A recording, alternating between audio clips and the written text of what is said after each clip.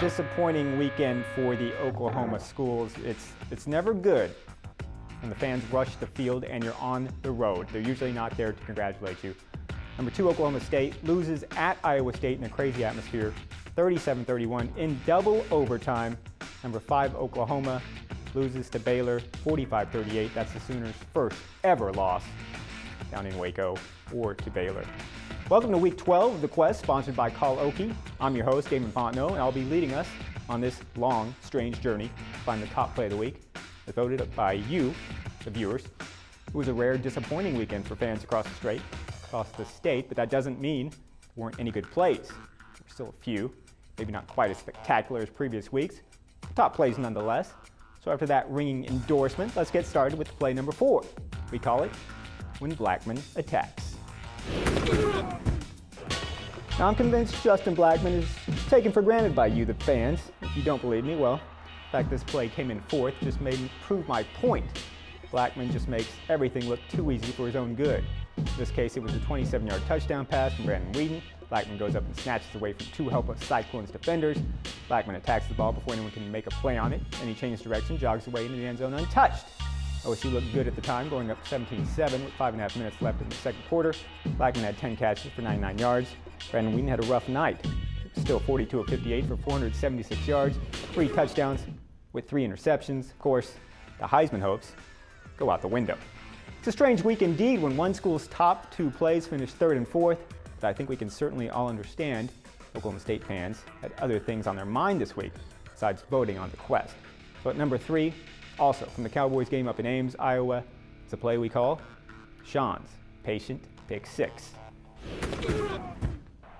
Hard to believe Oklahoma State was still scoreless with under a minute and a half left in the first quarter on Friday night. Even harder to believe it was Polk's defense that scored the first orange points of the night. Sophomore linebacker Sean Lewis was actually late getting in position on this play, and for once it paid off. Pass from Iowa State quarterback Jared Barnett was intended for receiver Darius Darks out in the flat, then up in the hands of Lewis, headed for pay dirt 70 yards away. Unfortunately, Sean Lewis is no Carl Lewis.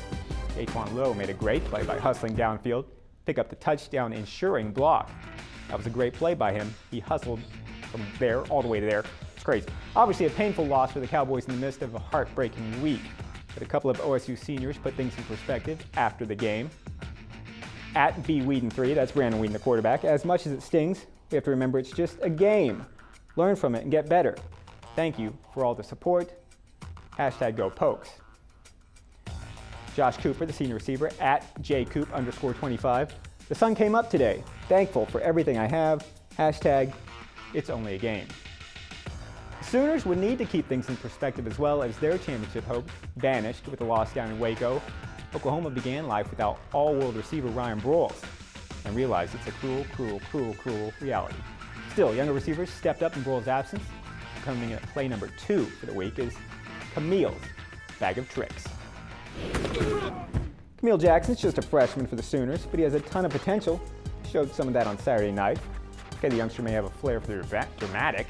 Still not sure why the ball was tipped 9 feet up in the air. Once it was, Camille then made a wicked spin move to elude, count them, 3 Baylor defenders before being dragged down after a nice gain for a first down. Henry Jones had a pretty good night.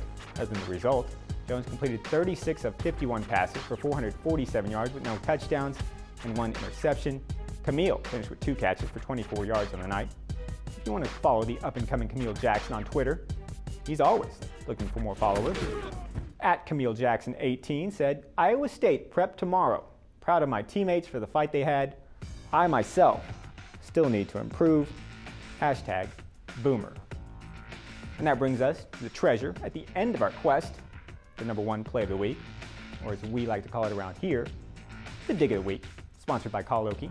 Make sure you call 811 before you dig. And number 1 this week by a healthy margin, it's a play we call Belle of the Ball.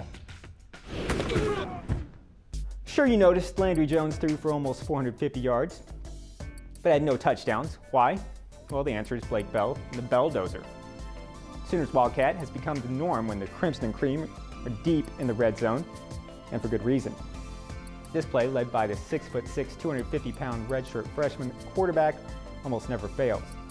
Bell was untouched on this 4-yard touchdown run that brought the Sooners within 38-31 with under 6 minutes left in the game. Bob Stoops likes that. I'm not amazed by it because we've had to defend it with a number of people. And have we designed the perfect play? No, I'd say we copied it from Kansas State and some other people who really do it well and have done it well for a long time. And again, I still believe we need to keep expanding on it because there's more plays out there to be had. It's just that these have been so effective, we haven't had to go to them, and we've got other ones ready. We just got to keep working them. Speaking of working, Sooners are working hard preparing for the Cyclones this week, leaving OU players pining for simpler times from their childhood. Turns out that timeout call late against Baylor isn't the only controversial call for Coach Stoops. He revealed Tuesday that the Sooners could have had a bye week surrounding Turkey Day, which has led to some interesting fodder on Twitter. Take a look at OU Compliance. At K Stills, they were telling Kenny Stills during official vacation periods, daily and weekly practice hour limitations do not apply. Still can't practice between midnight and 5 a.m. I don't know how much that helps. Here's what at Kenny Stills had to say back at OU Compliance. So the NCAA thinks it's all right to take away our vacations. That's what you're saying. Huh? Ha ha. And how about Drew Allen, the backup quarterback now, at Drew Allen 1. Miss going to my ranch from Tuesday through Sunday during Thanksgiving. Used to be the best time of the year. Of course, if you have any complaints about Thanksgiving or the show, anything you want to tell us, you can get a hold of us at The Quest, at @the_Quest on Twitter, and at NewsOK Sports on Twitter.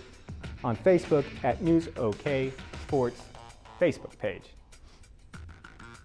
Only one game this next week, of course, and that's Oklahoma hosting Iowa State, the dangerous Iowa State now, 11 a.m. on Saturday at Owen Field in Norman.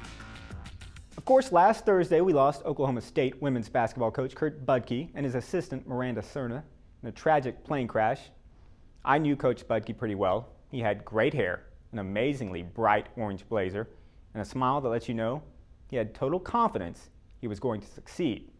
While his team will have to go on without him, he no doubt succeeded in teaching his players the lessons of life on and off the basketball court.